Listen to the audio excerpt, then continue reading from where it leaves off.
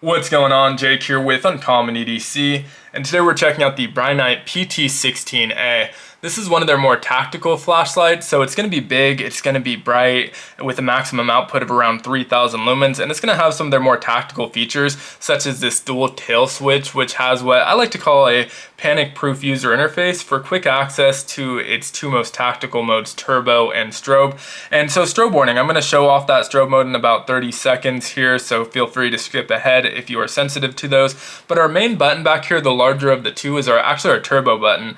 So a partial press gets us a temporary on. As soon as you let go, it will go back off. Full press gets you into a constant on mode, and from there you can easily cycle through the various modes. We're going to sample the temporary partial press here, so we'll jump right into that 3000 lumen turbo mode, ultra bright, throwing off a ton of heat, even 6 inches or so away from it here.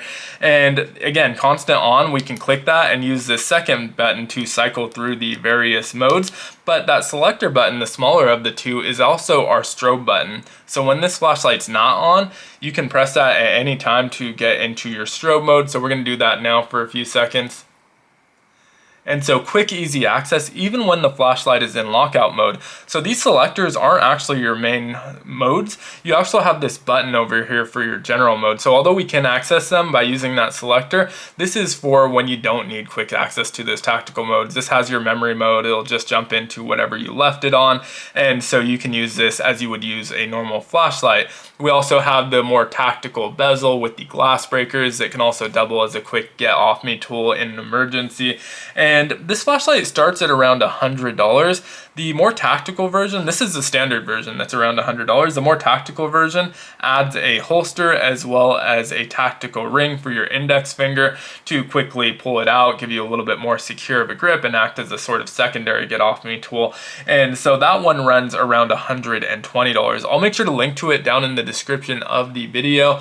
Full disclosure, this one was sent to me for review, and you can see that right on here, sample, not for sale. And so this was sent to me for review, wanted to make sure to disclose that. Now, before we get into the rest of the UI, the general modes, let's go over the body of the flashlight. 6061 T6 aluminum, gonna give us a 1 meter drop resistance. Although I would imagine as long as you don't drop it directly on your glass, it can probably survive drops a little bit more than that in my experience.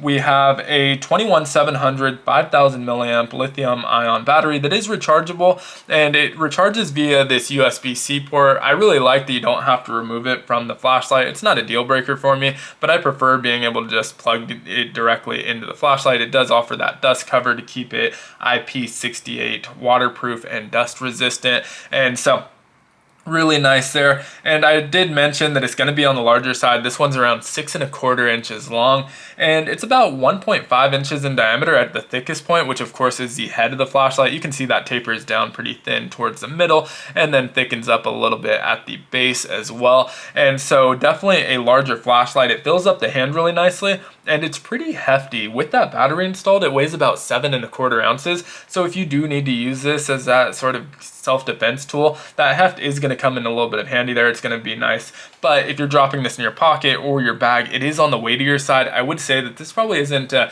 everyday carry flashlight unless you use a tactical flashlight for your job. I wouldn't necessarily want to carry something like this as kind of my main daily driver. I use flashlights like this mainly for walking the dog. I have one very similar that has these tail switches, and it works out great. I live in an area with a lot of coyotes. Usually just letting them know you're there, spotting them from a distance with that flashlight, they'll pause and then eventually run off when they know that you're aware that they're there. And so works great in that regard. And during those walks, it's always just sitting in my hand. I don't drop it in my pocket or anything.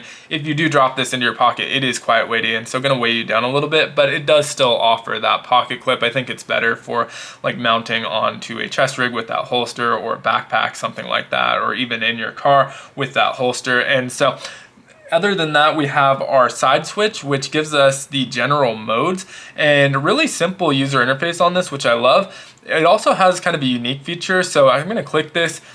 it is in lockout mode, so you can see it's flashing green to let us know it's locked out. And triple clicking it will unlock it. That's also how you lock it. But this one also offers an auto lockout mode. And so after about a minute of inactivity, it's gonna lock itself, which is a great feature because the turbo gets ultra hot. I mentioned when I turned it on, I can feel it from about 6 inches away. So if this accidentally gets turned on in a pocket, in a bag, it's gonna start burning it, and it may even burn a hole in it. I've seen it happen. And so gonna be really nice for that. For me, the way I'm using it, since I'm mostly carrying it in hand, it's not really something I need, and honestly I would prefer it was something that you could disable because I don't really need the lockout mode in the fashion that I'm using it. But again, I think a lot of people are gonna find value in that. Your mileage may vary, but depending on how you're carrying it, there's a lot of value to that. But triple clicking will get out of there, and it will flash twice to let us know. So you can see it flashes twice, and now when we click it, it goes into our memory mode, which of course I turned it on in turbo, and so it jumps into turbo, but we can use that button to cycle it.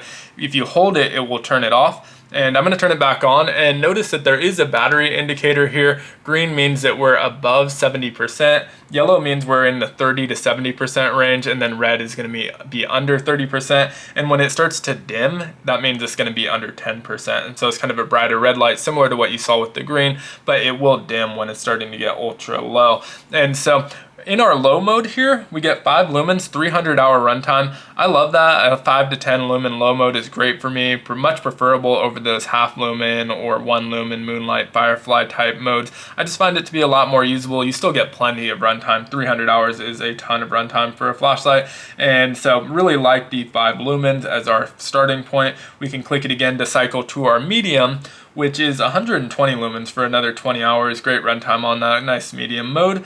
And then our high jumps into 900 lumens. So this is ultra bright, and it will run for nearly 4 hours, I think about 3 hours and 50 minutes. One more gets us into our turbo mode, which is 3000 lumens. Now it will last for about 135 minutes here, but it's gonna gradually and quickly start to ramp down after maybe about a minute, maybe even about 45 seconds. It starts to gradually dim itself, and so it will ramp down over that period, but you still get a little over 2 hours in that mode. But at some point it definitely drops below the 900 lumen high mode. I think maybe 20 minutes in or so you're going to be less than your high mode, and so in that case it makes sense to just switch into some of the other modes if you're going to be using it for that longer period of time. And while we're on, if we double click it, that gets us into our strobe and our SOS mode. So again, strobe warning, I'm going to double click it the first time for strobe mode. And this is a constant on strobe mode, unlike the button on the back. And then double click it again for our SOS mode, and then we can click it to just cycle back into low mode, and from here we can just cycle through those modes once again, hold it to turn it off. And so really easy user interface. That's something I'm huge on. I prefer a simpler user interface over more settings, as long as you have this sort of basic functionality you need, which you do. And this one has it even easier. Like, I don't need the strobe or the SOS in our general mode since we have quick access to it on the tail switch. I also oftentimes will not unlock this. So I'm not really using the side switch because our tail switch has the constant on mode that jumps right into the turbo. We can use that selector to select it from here. So I don't really need the side switch at all, but it is a nice feature to have there as well. Again, I'll make sure to leave a link to this down in the description if you're interested in picking one up. Let me know what you think of it down in the comments below though. If you enjoyed the video, consider liking, commenting, subscribing, sharing this with your friends, or checking out some of my other videos. It all helps the channel out a ton, and I hope you have a great one. Take care.